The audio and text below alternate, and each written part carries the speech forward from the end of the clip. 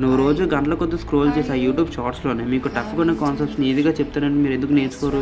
అందుకే సిరీస్ అయితే స్టార్ట్ చేశాను. ఈరోజు డేటు, ఈరోజు వేరియబుల్ అండ్ డేటా టైప్ అంటే ఏంటో చూద్దాం.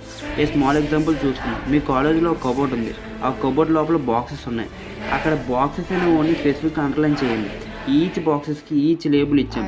అక్కడ లైక్ ఒక బాక్స్కి మీ నేమ్, సెకండ్ మీ యొక్క ఏజ్, నెక్స్ట్ మీ స్ట్రెంత్. అక్కడ బాక్స్ అనేది variable, it can hold something. అక్కడ లేబుల్ అనేది వేరియబుల్ నేమ్. ఆ బాక్స్ లోపల ఉన్నది వాల్యూ. అది ఏ టైప్ వాల్యూ అని ఇండికేట్ చేసేది డేటా టైప్. ఇది టోటల్లీ 4 టైప్స్ ఉన్నాయి. String, integer, float. స్ట్రింగ్ అనేది వర్డ్, ఇంటీజర్ అనేది హోల్ నెంబర్, ఫ్లోట్ అనేది డెసిమల్, బూలియన్ అనేది ట్రూ ఆర్ ఫాల్స్. ఇక్కడ బేసిక్ ఎగ్జాంపుల్ చూసుకుందాం.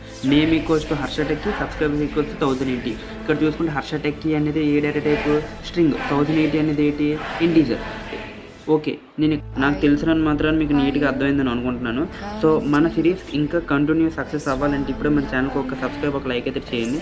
ఇక కామెంట్ సెక్షన్లో ఒక ఫైర్ అయితే ఇవ్వండి. So stay tuned to Harsha Techie. Thank you.